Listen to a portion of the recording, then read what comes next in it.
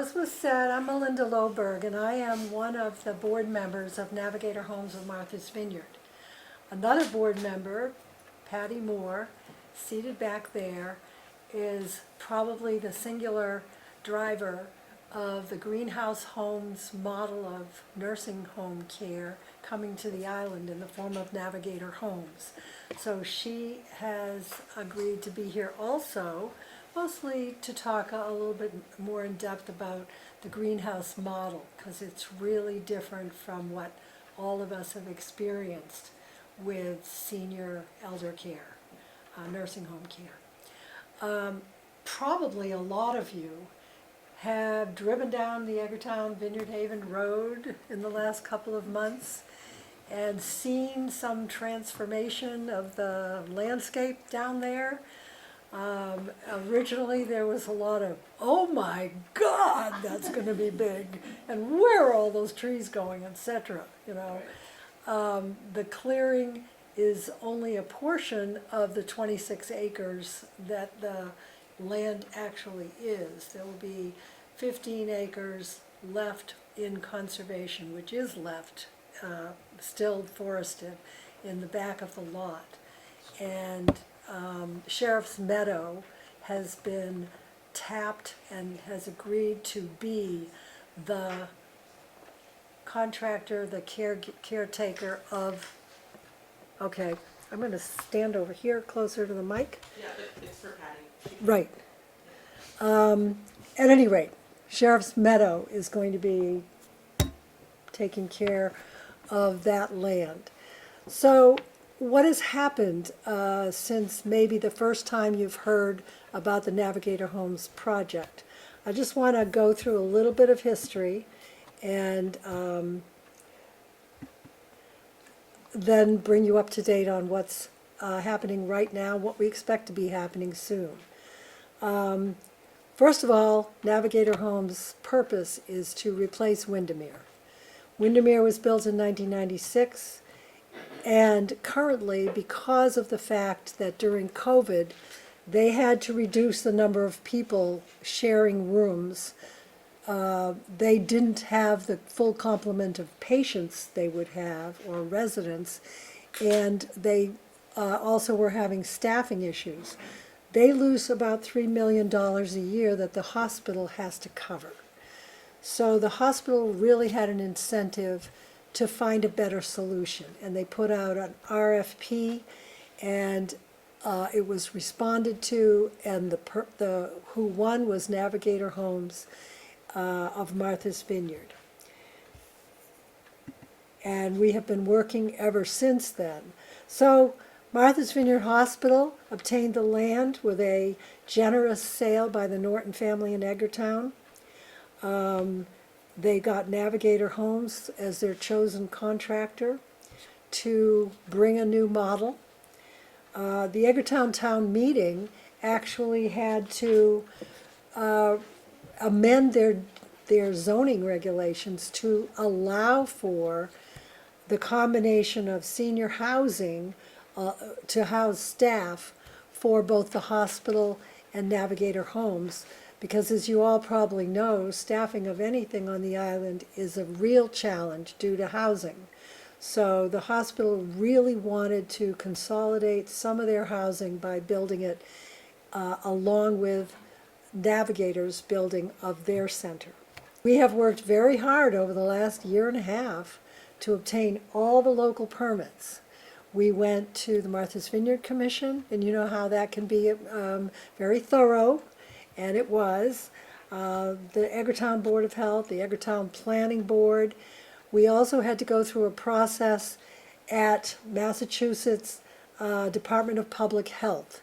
These are the people who award licenses, and they're called a determination of need. You can't build any medical or medical services in Massachusetts without having a determination of need, so it's kind of a big deal. And so we have that already. We are before the Eggertown Building Department. They've been looking at our plans for a couple of months now. They're prepared to issue us a building permit, which is the final little part of the approvals that we need.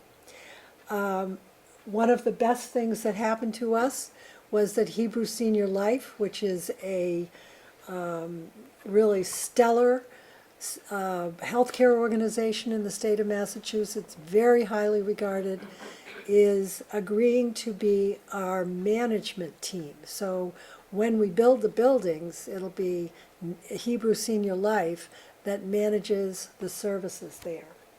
Windermere, the hospital wants to close Windermere, which they will do as soon as Navigator Homes is ready to open. And where will all those patients go?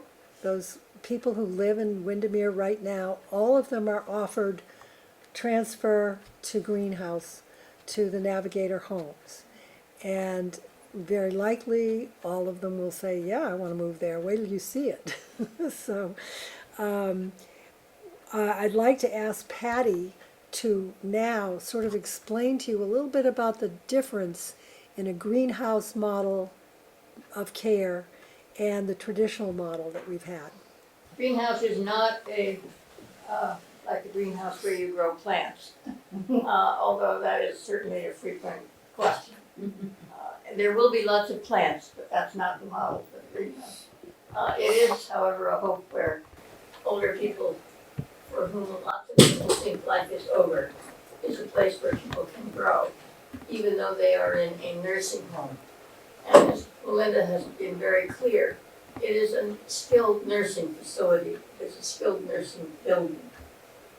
With one of the 5 buildings, one of them is for rehab, short-term rehab.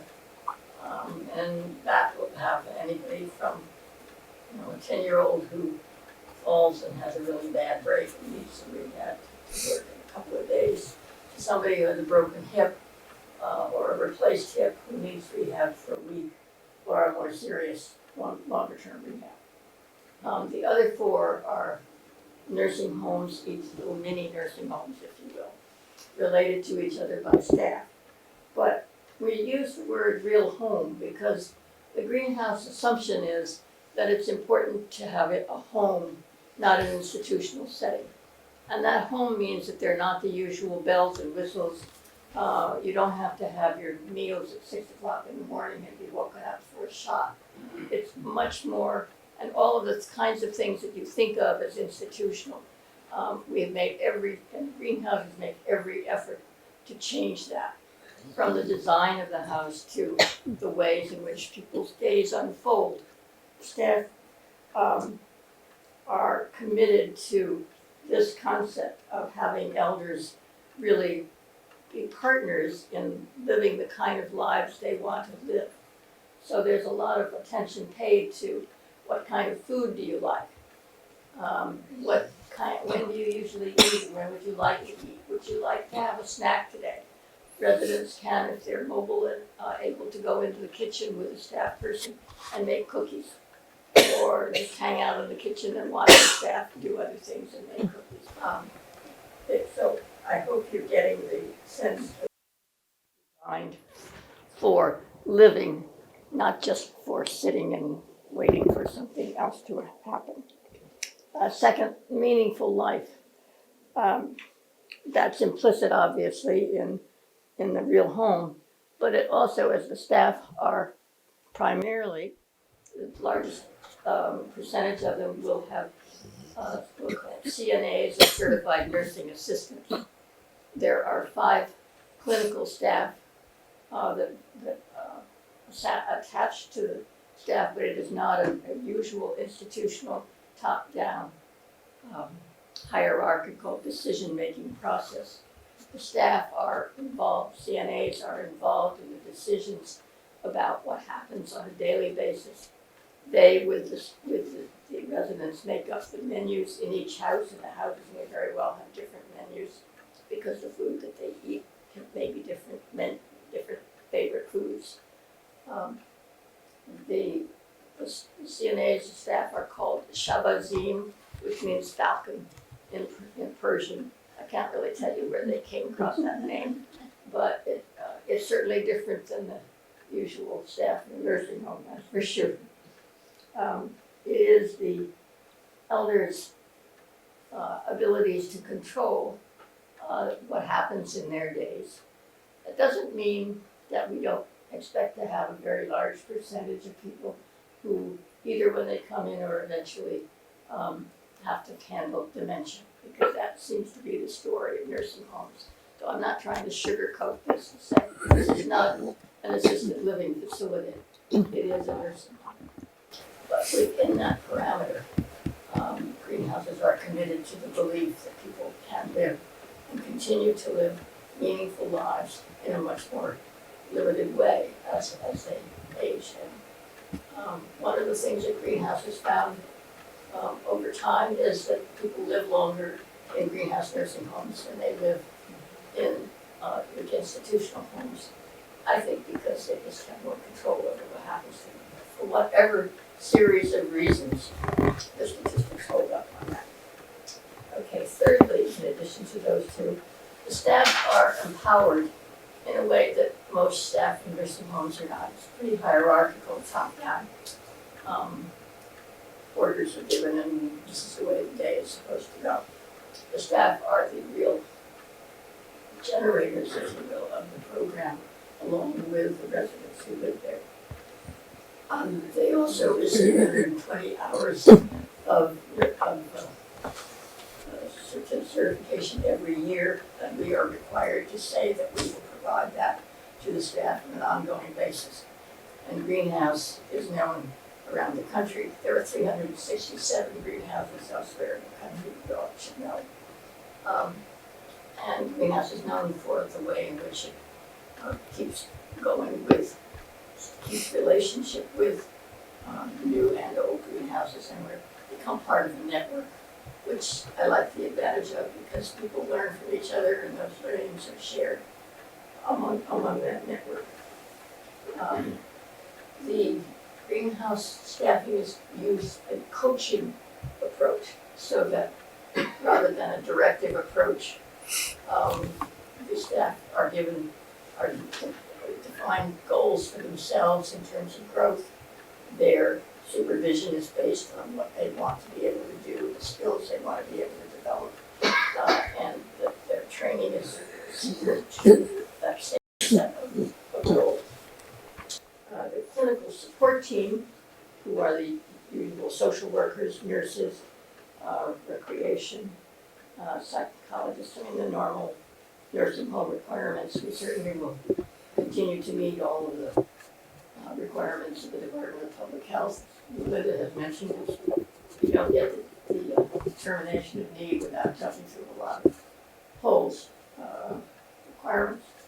We did ask for and received approval of 27 different exemptions in the Certificate of Need, and those exemptions include things like where is the fire alarm placed, how many fire alarms have to be able to go off in a certain day, and all of the changes that were made were fully checked with the Everytown Fire Department, for example, before they were submitted to the Department of Public Health. Finally, it is a model that is geared for sustainability. So I've already mentioned the network among other nursing homes around the country. There is also a merit analysis each year, so that we will have to report on certain aspects of the program, the buildings, satisfaction from families and residents themselves are asked for and monitored yearly by Greenhouse, but obviously by us as well, on a much more in-between basis. And we have entered into contract negotiations with Hebrew Senior Life. Those of you who may know other programs in the state of Massachusetts know that Elder Senior Life is a premier provider of seniors' health and housing in the state of Massachusetts, and we're very hopeful that they will. We have a tentative agreement with them to be our manager. I think that's it for the program. After you, Melinda. Thank you, Patty. That was great. I want to add, Back to questions at the end. Yeah. I'm sure you have. I just will add my personal experience upon visiting a greenhouse home. There is one in Rhode Island that we all endeavored to visit before we really embarked on this project. And speaking of the staff, I have to say that I was pretty blown away by the staff. These Shabazim, as Patty describes them, are CNAs on steroids. They have been able to run their home for their residents with whom they become very close, because there's only 14 of them in the house. And they know their families, they know their preferences, they know everything about them. They know how they like to celebrate which holidays, and they have decorations. They decorate the whole house, and each one is unique according to their preferences. But I never experienced such pride of workmanship as this staff had. They were so itching to show us around their place, all the nooks and crannies and the pantry where they kept everybody's favorite brand of cereal or cookie recipe. So it was really heartwarming to see, because they were empowered. Their residents got, I consider, hugely beneficial care from just that. The other thing I wanted to highlight is, well, here's what a Windermere home bedroom looks like. Perhaps you've visited friends there. That's what it kind of looks like, and you see that in the institutional setting there are lots of hospital-like things. And sometimes people get out of bed and they sit in a chair until it's lunchtime, and then they get wheeled over to the table where they can eat. That's kind of what we think of with some institutional care. This is what a Navigator home greenhouse bedroom looks like. No shared bedrooms. Everybody has their own bathroom. They get to bring some furnishings, things that they care about from their own home with them. And they have a bathroom that keeps all of their own medications separate from everybody else's. It's not a cart that gets wheeled around with buttons and codes that the aides have to plug in. It's right in their cabinet in their bathroom. This is kind of shared eating experiences. One of the things that can happen is, if you're a resident there and you like the idea of helping make soup, you can step right up to the open kitchen and help with preparations for meals. If your family comes to visit, they can make their favorite brownies in the kitchen and have them for everybody. So it's really as Patty said, it's much more like your home would be. Here is a typical living room. This is what the outside of the building is going to appear. They're all one-story buildings. They're energy resilient, shall we say. We hope to have, we have the roof ready for solar panels when we are able to afford them. This is the back part of the buildings, and all the buildings are in kind of a circle, which we'll see in a minute, surrounding a central garden area. So this is just a map showing where on the island this is right now, and you've all probably seen the site at this point. This is the layout of the entire property. Over here where my cursor is the Vineyard Haven Edgartown Road. That's where the entrance is. And you'll see there are 4 duplex housing units right up front. They are for staff. And in the back of the rest of the staff housing, there's a combination of apartments and townhouses in 3 different buildings. Now, the staff arrangement is primarily beds for hospital employees, and there will be 30 beds available for Navigator employees. Also, the hospital intends, if they have availability and they don't need it for their current staff, they will open it up to other healthcare workers like EMTs or firefighters, the people that are involved in emergency care. But they have such a high need right now for staff housing.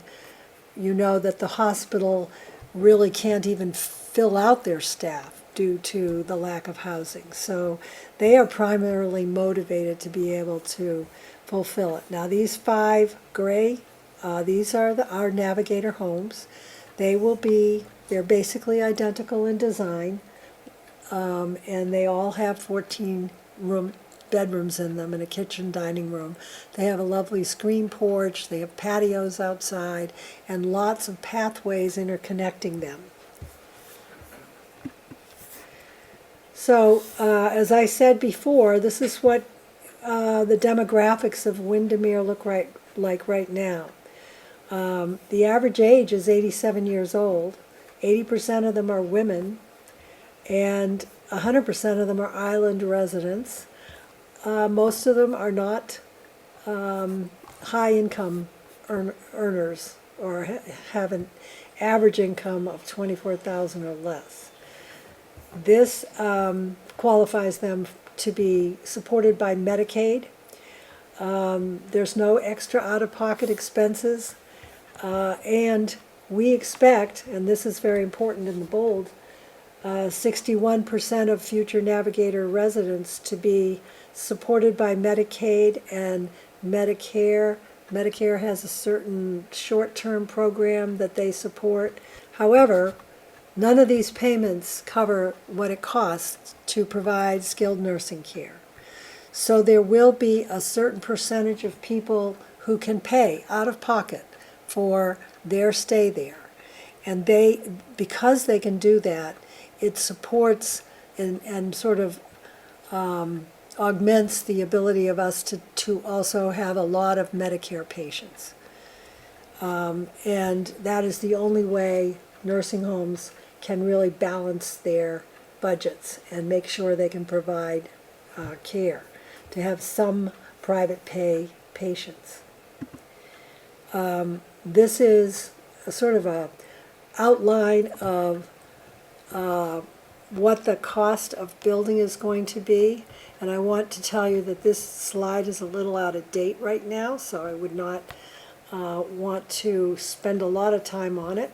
We have gotten a primary loan and grant from the USDA, Department of Agriculture. They have a special program for rural communities to help them provide essential services, and this is one of them.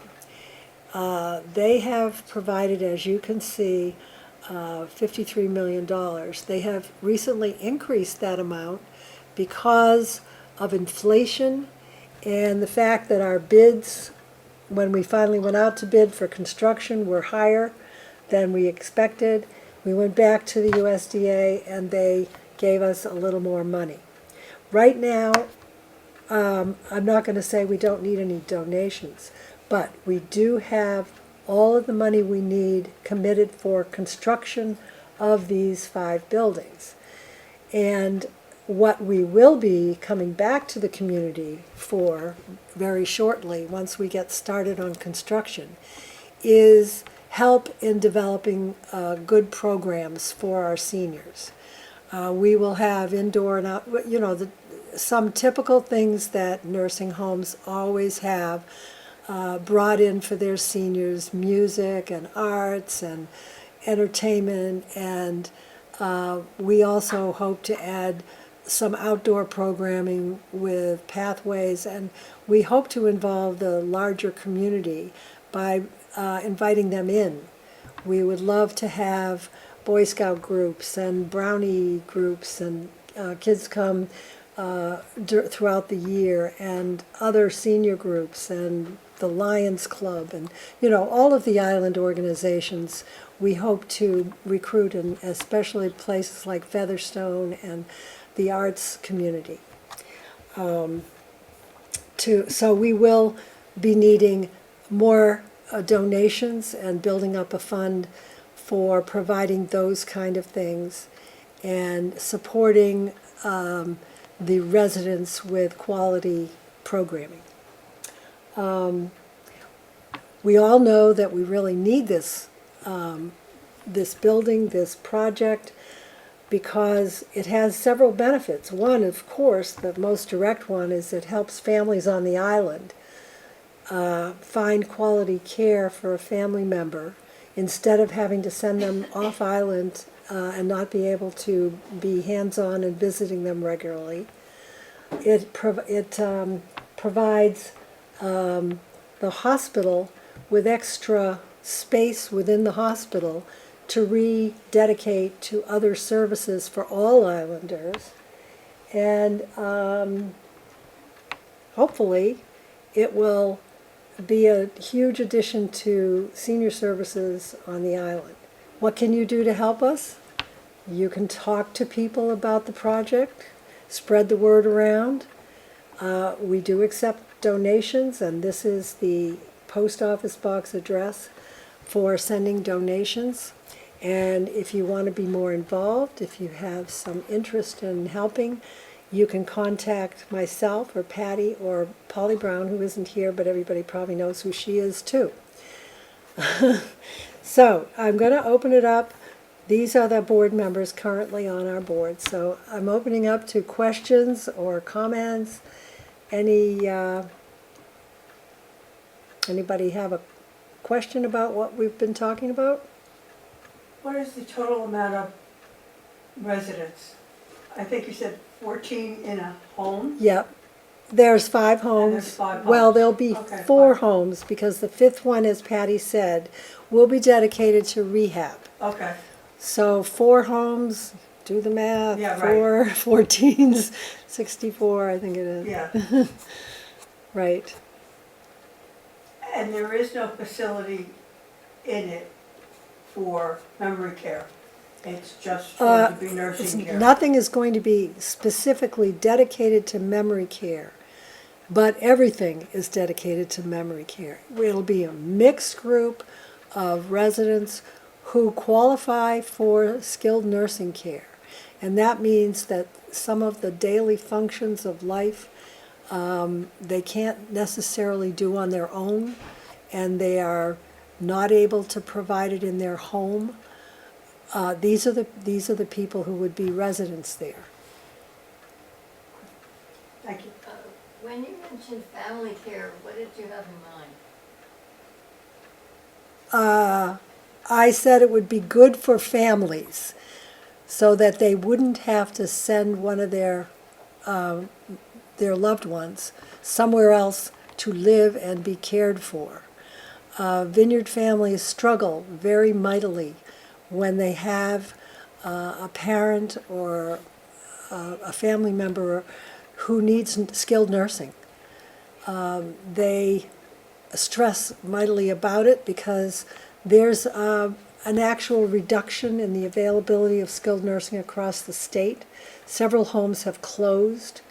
COVID did a real number on these homes, and the reimbursement situation by the government is not favorable to developing nursing homes. One of the things that we have that's kind of encouraging is that Governor Healy is looking into other models, enthusiastic about small home nursing homes, of which Greenhouse would be considered a model. And they are trying to redo the legislation and the amount of reimbursement that comes from Medicare so that these homes can be reliably financed. So we have an encouraging governmental atmosphere right now. Is that what you wanted to know, Patty? Yeah? I was just trying to Oh, understand the question, because I think that families have, families being with their, in which couples live together in one room, and one of them has dementia, the other does not. It's not everywhere, but it does happen, and it's not unusual. That's what I was wondering. Right. This is not assisted living. I think a lot of people say, why aren't we building an assisted living? We need that too here on the island. And yes, I think it would be great for the island to have an assisted living place. But this particular project is right now the first step. It is the most necessary, and that's the one we're focused on. Once we bring this online, then I think the community can say, they have a little bit of reliance that when that time comes for their relative, there will be a place for them. And then we're also, the island is doing a great deal to provide in-home services. There is an incredible lot of community effort to bring services to people in their own homes. Because frankly, a lot of people would rather have their loved one at home and be at home. And the only way some of them can do that is if there's more reliable and solid care within the home. So that is another effort that is going hand in hand with this project. Yes? What is the plan for how much is this gonna cost somebody? Well, there is a standard rate in the state of Massachusetts, a daily rate. And we go by that, whatever that is. It's right now in the tune of about $500 a day. Imagine. That adds up. However, there are people who live on this island or who have, let's say, a parent who lives here and they live somewhere else. They want this parent to be able to be here. There are people that do have the means to pay it. And they can subsidize our budget so that we can offer more Medicaid patients the same standard of care. So if you're not one of those jumbo people with all Right. the money, Right. And what happens to the common soul? well, that's a very good question. It's one that's asked all the time. The rest of us have assets of some sort. We might own a home. We might have a retirement account. And the way that Medicaid and Medicare are set up right now, that is external to any of us here, is that they will do a formula and begin to shift you to Medicaid when your personal resources are depleted to a certain level. So they do demand that the average person use their own resources until they don't have them anymore. And that's a strategy that we're not involved in, but it certainly is something that everybody who faces this begins to think about. So it's a fluctuating amount. Yes. Patty? I think it's important to know that the state prohibits nursing homes from subsidizing any resident in the rates. So that hampers us. We have been given a sizable donation that would allow us to do that, but we can't do it because of the state's regulations. So I think we will certainly attempt to see what ways there may be in the future that will help, but right now, there really isn't any. The state is, however, in the process of changing its whole rate structure, which is not helpful to when you're trying to develop a new program, but that is what they're doing. So it doesn't look as though there's any immediate help there, but they will be providing some kind of a add-on to for certain potential residents. For example, with mental health problems. So I don't think we know what that means, and I'm not trying to hold out a promise, but it is a state in very much in flux. What's the percentage of Medicare, Medicaid to free pay Uh, residents? That will be was, allowed. there's gonna be about 61% Medicare, Medicaid, and the rest will be self-pay.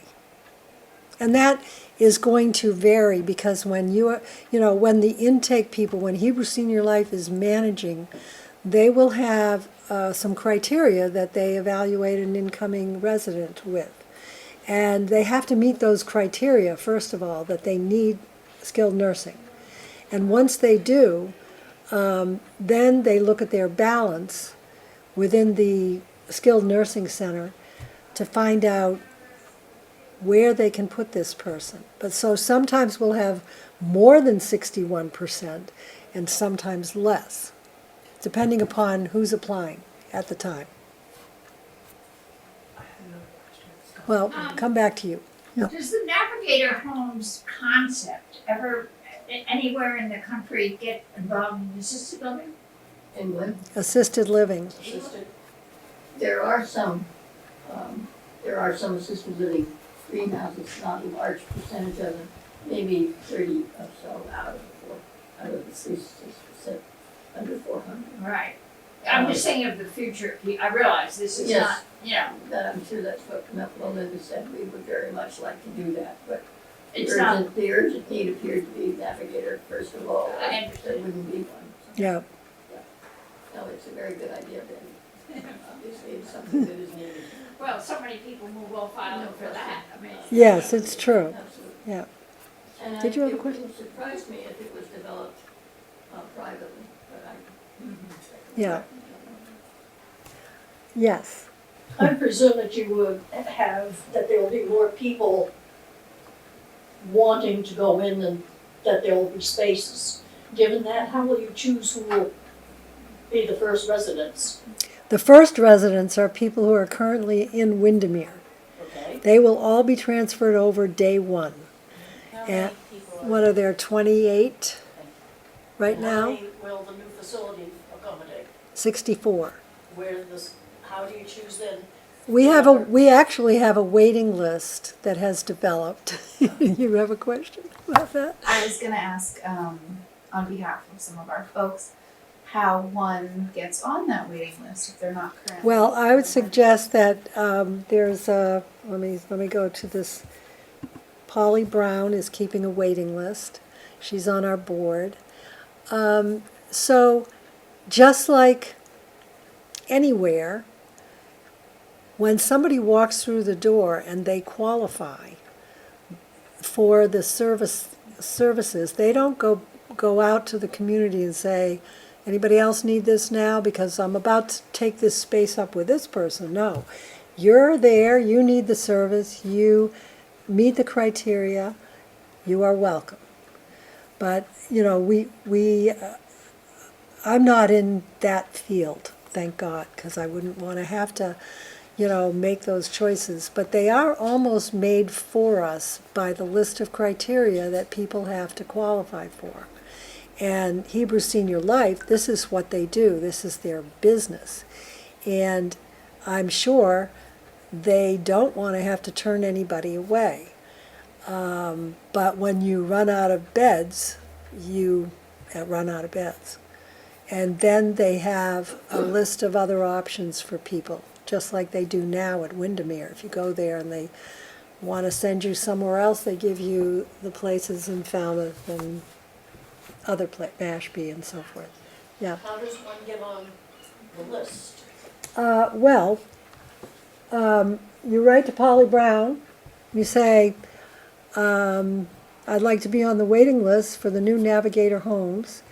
And then when the time comes, when we actually finish building the buildings and we're ready to open, those people will be contacted and say, are you qualified now? Are you still looking for a place? Because it's going to be 2 years from now when we finish building and are ready to open. So things might change in your lives or the people on the waiting list. But since they've expressed an interest, they will be contacted. Is there Preference. for island residents, current island full-time residents? There is a preference for them by us because we think it's a logical and natural thing for us to have for islanders. However, there are state laws that prevent us from discriminating against someone who applies and we have space and they qualify. Now think about it though. Just as you folks and I would not want to send my loved one somewhere else for care, imagine somebody that lives in Connecticut saying, well, gee, I'd like to send my mother to Martha's Vineyard. It's like sending a bunch of Venezuelans to Martha's Vineyard. They didn't, so it's very unlikely that people would just pick Martha's Vineyard to send their loved ones to. And of course, we have a preference. Now, let's say you live on the vineyard. You're a teacher at the high school or whatever, and you have a mother that lives in Connecticut, and all of a sudden she needs nursing care. That makes sense. You can bring your mother here. She's part of your family and you live here. So those kind of things we expect to happen. Is the waiting list gonna be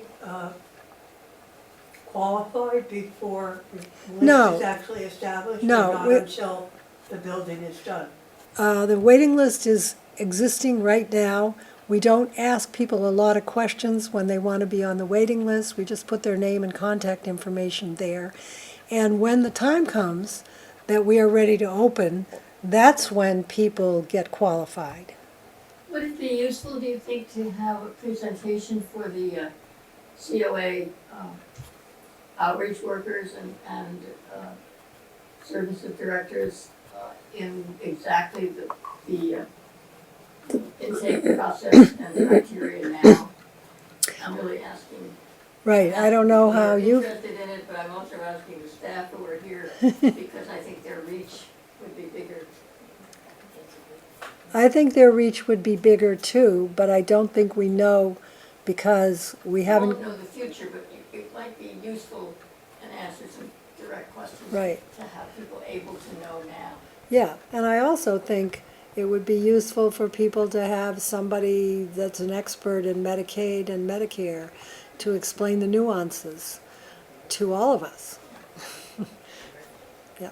Would you have an online presence where someone could go and read about this? Yes. We have a website, navigatorhomesofmarthasvineyard.org. Okay. And you will be able to see some things that have been written about us in the paper. All of our plans are there in great detail. Thank you for asking that. Are those residential buildings or apartments, are they owned by the hospital? Yes, they will be owned by the hospital, and they already have a system for supporting their staff through rentals all around the island. And they have some kind of benefit to them, lowering the rent because they work for them. They will continue with that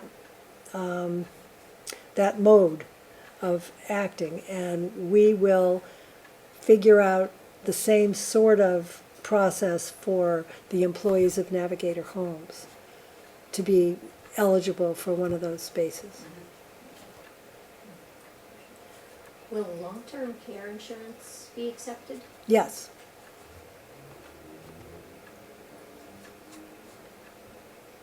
Okay, I see no more hands. I appreciate the opportunity to talk with all of you, and keep us in mind. Tell your friends. Thank you very much. You're welcome.